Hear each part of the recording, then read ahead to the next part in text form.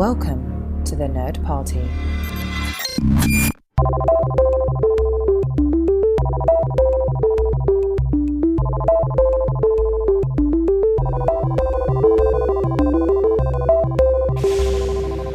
Hello, everybody at home, and welcome to Second Contact, a Lower Decks commentary podcast. I am your co-host, Tristan Riddell, and with me, as she always is Charlene Schmidt. Hello. Today, we are talking about episode 3 from season 5, The Best Exotic Nanite Hotel. And Memory Alpha describes it as, and this is verbatim, the Lower Deckers hunt nanites on a resort in space? Like that's how it's written down. They went with there. That infection. Yeah. Bravo. Good for them. Is basically at the end, yeah. Yes, how do you add the home improvement sound effect to text? Maybe we need an emoji for that? It's inferred. A lot of that is inferred. Very much so. So before we get into this episode, yeah. You know what? Nope. I'm going to save it for the commentary. Commentary. Okay. Fine. Build the suspense. All right. I see what you're doing here. I'm going to build it. So okay. If you've never listened to us before, and this is your first time, you can just listen to us and hear us in your head during your commute while you're driving or walking or however you're listening, or you can sync it up and watch with us. And what we do is we start right after CBS Studios productions, and so we'll pause it right there. So as soon as you see that logo fade away, pause it, and then we will do a countdown of 3, 2, 1, and then hit play, and that's when you will hit play, and you can enjoy either way. Shar, are you ready to just dive right in this week? Absolutely I am. How about you? Let's do it. Let's go. Here we go. Everybody. Let's go to a resort in space. In space. Okay. 3, 2, 1, play. Boom. Boom. Hey, a regular redress. It is. It's upside down. Like, that's the very first thing I notice is how that looks like an upside down regular space station. We've been kind of seeing this lately, like where, like the space station has like a main unit and then bubbles, like circles outside of it. Like we saw it in season 3 of Picard. We saw it in season 1 of Strange New Worlds. Now we're seeing it here. I feel like it's basically the in vogue station design. It is. It's very much a late 24th century trend. It's a thing. I've never seen somebody so happy to do pest control in my life. Have you? Well, Tendi is all about it. And I do love that we're continuing Boimler's beard growth. This is going to be a running thing through the season. We're actually getting to see him grow the proverbial beard, which is great. We never got to see Riker do it, but we'll see Boims do it. Yeah, I kind of want to see how far they'll take it. Like by the end of season 5, is he actually going to have a full purple beard? But we find out that he dyes his hair purple. So he's got to dye it purple, right? Like Ira Stephen Bear. I honestly hope that is what's happening. So they split up the team in order to have a B plot. And we replace Boims with Jennifer. How did you feel about that maneuver? I was a little disappointed because I was kind of excited at the idea of all 5 of them being together for a mission. This is true, but I think it's meant to tick us off that she's butting in here because, right, Jennifer. Oh, okay. I guess this is still a thing, ? That was never really addressed. Okay, we're going to do it now. Got it. All right. So since it's the intro, the opening, we have a little time before the story starts. I was not thoroughly impressed with this episode. I think so far my ranking is 1, 2, 3, right down the line. Now, that said, recency bias and watching episode 1 more times than any other episode so far this season probably affecting my judgment. So the final order might be different, but that's where it stands right now. I'm with you. And for me, it's one of those things where even a mid-level or poor Lower Decks episode is still a good time. Oh, yeah, we're still talking like 8 out of 10. It's just like the bar is so high. It is that high. Any episode of Lower Decks is a winner, if you ask me. It's like a big hug of Star Trek. Oh, I didn't notice that before, and I know it's bad podcasting just to describe what's going on screen. But with the with the station, like the way that we're seeing it, the nature bubbles, the eco whatever you want to call them, the biodomes, if you will. Thank you. That is totally what I was looking for. Biodomes with Holy Shore movie, but like they're not all the same direction up, since there is no up in space. That's a really cool detail. I like that. Right. Yeah. In the background just a moment ago, one was sort of like, from our perspective, upside down. Mm-hmm. So I want to know more about how this ensign lost it. I know he tells the story about how he lost his hands, but I feel like that should be a bigger, like, I know it's not a big deal because they can just grow them back, but I kind of wanted Ransom to come by and say, sorry. Right? Also, he talks about his hands, but he also has a bandage on his head. Yeah. What happened there? Did he get concussed? Any excuse for Ransom to get his shirt off, see his pecs. Oh, totally. Totally. But Billups is getting in on the fun too. I do appreciate that. I do love that in Star Trek, whenever we see a man in a swimsuit, it's never bikini bottoms, but it's shorts, but it's the tiniest shorts you've ever seen. Like, no one's wearing board shorts in Star Trek. No, they're really not. They're doing like the Axl Rose 1980s as short of shorts as you can possibly get while still calling them shorts. So, okay. So this episode is all about closure of the Jennifer relationship. How did you feel about the overall arc of the Jennifer relationship? Like, did you like it when it started? You know, like it started with hate and then attraction and then a relationship. And then we took basically a year off and we never got any closure. Do you think, basically, how did you feel about the relationship? And do you feel like this is the writers going, oh crap, we never wrapped that up? Or how do you feel about that? You know what? I would love to know if they just forgot that Marifer, whatever Jennifer calls it later on, whatever this relationship is called, did they forget that it was a thing, or did they just want to drop it and then realized, oh, we can't really do that? Because I was into it. I liked the fact that they went from enemies essentially to lovers and trying out this relationship, and I was rooting for them. I thought it was great. I do enjoy their chaotic energy together, and that is what brought them together in the first place. So when they broke up, I thought, well, why? What are we getting out of this? What was the reason? And they just totally glossed over that. And I thought, are they making a commentary on the way that relationships get dropped in Star Trek? Because this is not the first time that's happened. And so I went with it. But at the same time, I am glad they are addressing it here. Let's find out what happened. How about you? I was never that into it. I don't know. I just never really felt that invested. I'm not saying it was bad, but I just didn't really care either way. I feel like it had some funny moments. I thought it was probably more interesting when they didn't like each other, because I think it was fascinating that Mariner was just annoyed by Jennifer just because she was Jennifer. And I just thought that was kind of funny for her to have like her own, you know how they all like hate Delta Shift? Yes. Yeah, like I like that there wasn't really any reasoning as to why she didn't like Jennifer. It was just because she was Jennifer. Yeah. So in this scene, I really like this scene because we get two species that were previously seen and or mentioned in Star Trek before, like right off the bat. Like we see Gallimites for the first time, a visual representation of a Gallimite, which Dax brought up all the time in Deep Space Nine. You're right. I did not realize that this is the very first time we're actually seeing them. And it was so interesting because in my head, how I pictured Gallimites was basically just a human, like a regular humanoid, like a human or a Bajoran, whatever, but just with a transparent skull, maybe a different color or something like that. But no, like they look like straight up monsters. They have like huge fangs and like, you know, like weird eyes and a transparent skull. And that adds to the depth of Dax's sexual preferences.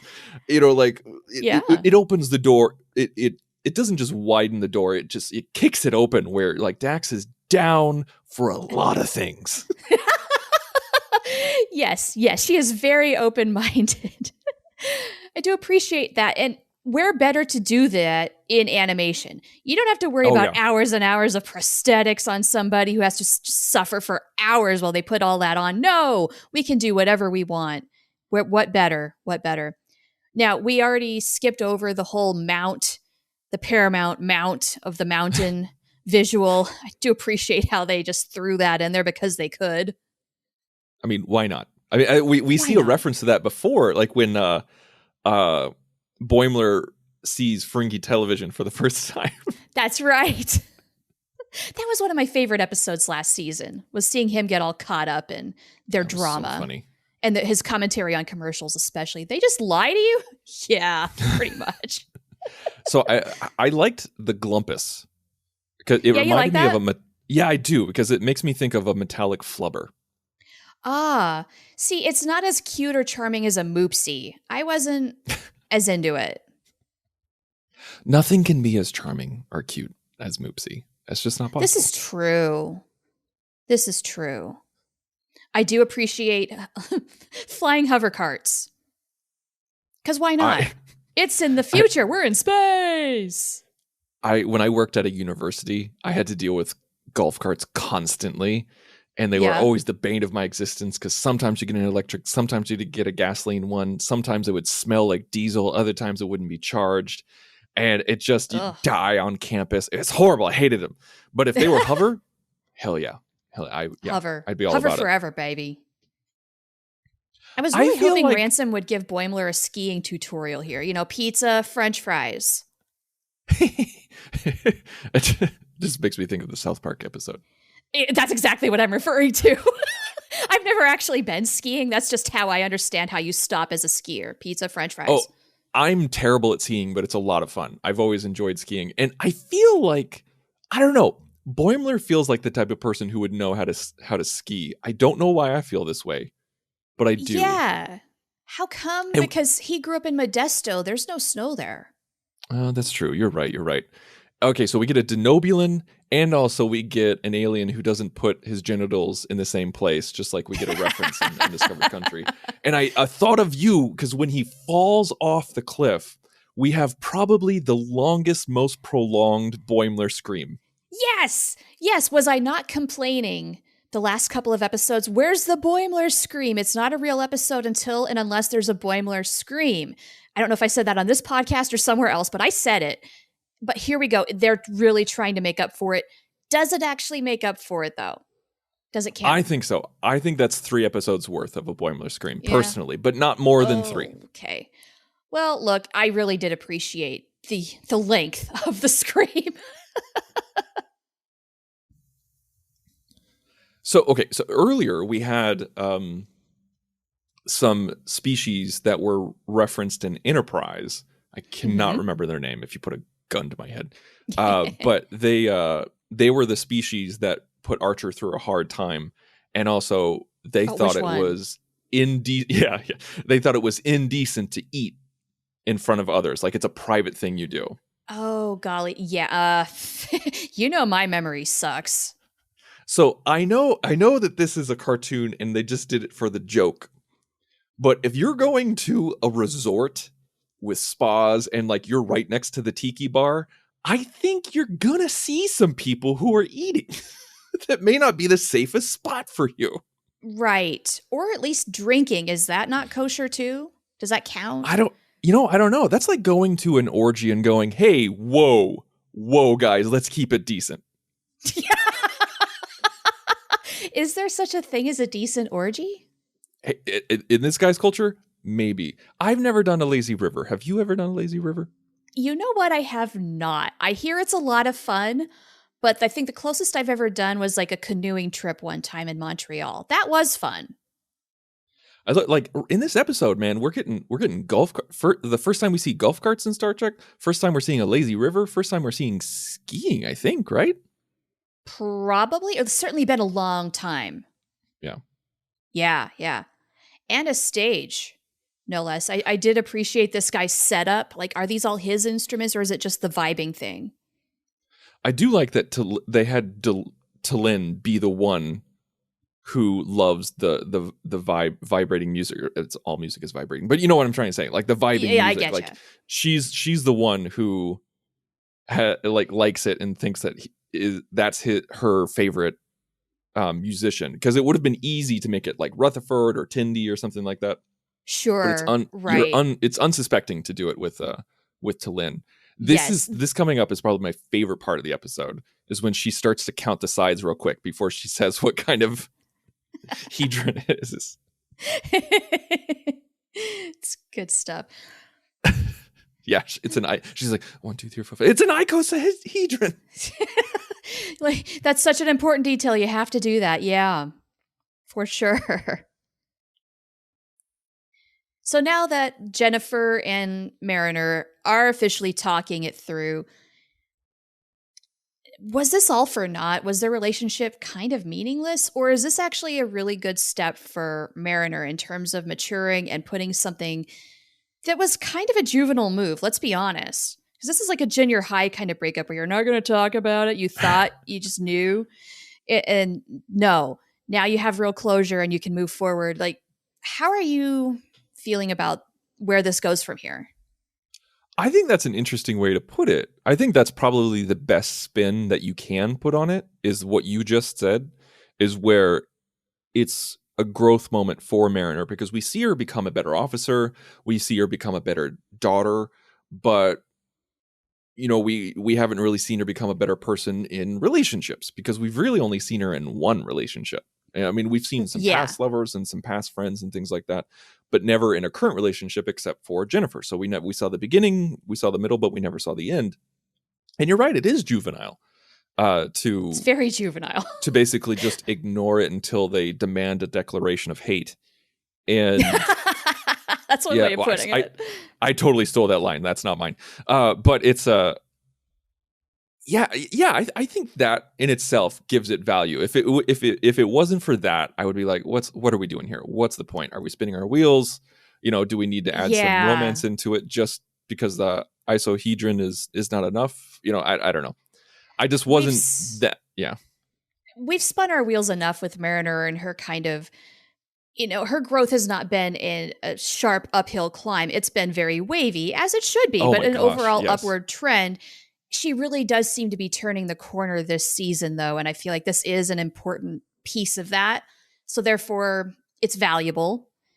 But man, it did remind me just like of junior high breakups where you're too emotionally immature to actually say the words. You're just not ready for that sort of thing yet, I guess. Like, I don't know. Did you ever do that? Like, were you going out with somebody and then like one day you just decided you weren't? No, never. Not when it was like officially going out. Like if we were just like casually dating or something like that, I might, you know, like do some distance, but not if we were like going out for a while and we're like, no, like, you know, she has my Letterman jacket and I'm wearing, you know, a necklace of hers or something like that. You had a Letterman jacket? I never had a Letterman jacket. No. I do not look like someone who had a Letterman jacket. Maybe if I was a mathlete, but no, it's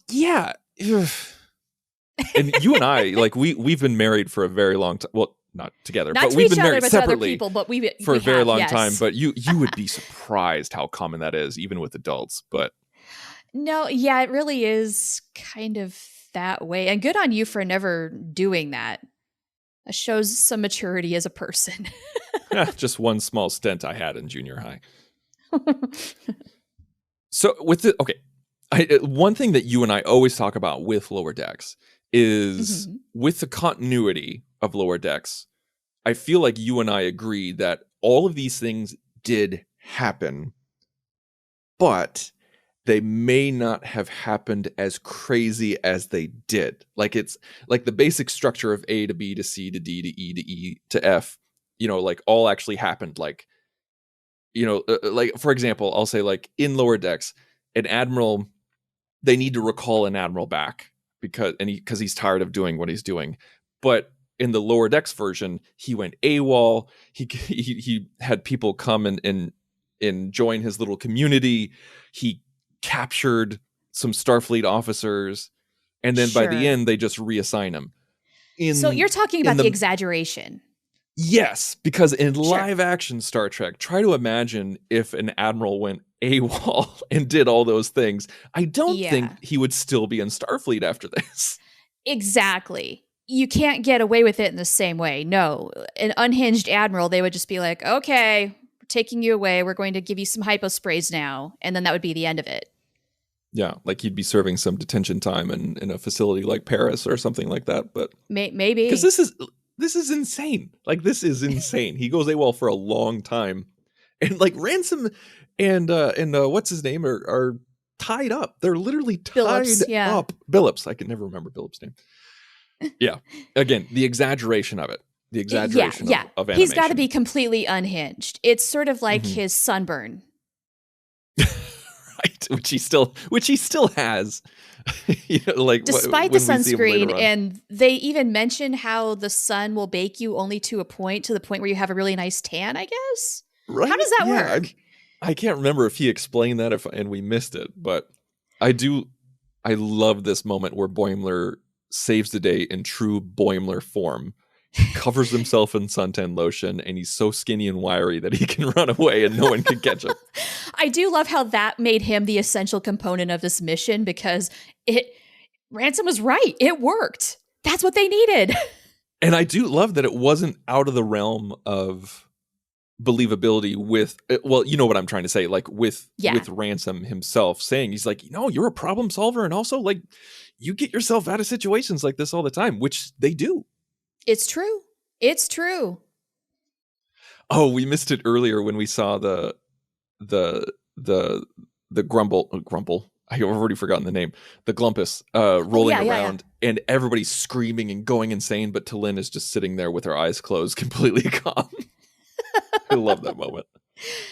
And I also like just how incredibly calm she is as she plays this. What do you call this instrument? I want to call it the vibraphone, but I think that's a real instrument, and that's not what this is. But that's what we're going to call it. The vibin. Sure, the vibraphone. Yeah. It's all about good vibes, baby. Honestly, I think I'd hate this place. Up there. Yeah. Like, this was weird. This is a douchey resort planet. I am not down. Another Starbase 80 reference. Yes. And you mentioned in a previous episode, we are getting an episode titled Starbase 80. So chances are very good we're going there. I saw somebody online the other day talking about how T'Lyn is getting up there with Tuvok and T'Pol in terms of endearment, cool Vulcanness. Yeah, like how much they like her as a Vulcan. What do you think about that? She has grown on me a lot. She's got some sass. She knows how to give those one-line Vulcan zingers just as good as Tim Russ or Leonard Nimoy did any day. And yeah, we haven't had as much maybe exposure to her, but she's definitely memorable for what she has done so far. What do you think? Oh, absolutely. I think that's a very good point of saying, like, we got 7 years of Tuvok in 42-minute episodes, and we got 4 years of T'Pol in 42-minute episodes. We haven't gotten anywhere near that with T'Lyn. No. Now, I would love to hear her say, "Shall I flog them as well?" The way Tuvok got to in Voyager. Speaking of which, we just saw an Intrepid class. The captain is a redhead with a bun. A redhead with a bun and wearing a different kind of, like, it looks like a mixture of, well, actually, no, it looks like next gen. Yeah, TNG it's a next era. gen outfit, but with an Intrepid class starship, from another universe. So that's interesting. Yeah. I love that. And so it's a small universe. The like crossing they didn't of just the shrink, universes. like they're literally just that small. Well, we're definitely not done with our Dos Cerritos alternate universe, thingy here, which I think lends to my theory that T'Lyn is not our T'Lyn. There was an exchange, and that's going to be a reveal later, because we're not done with this yet. That's my thought. Okay, we'll log that away and see if you're right. We will see. We shall see.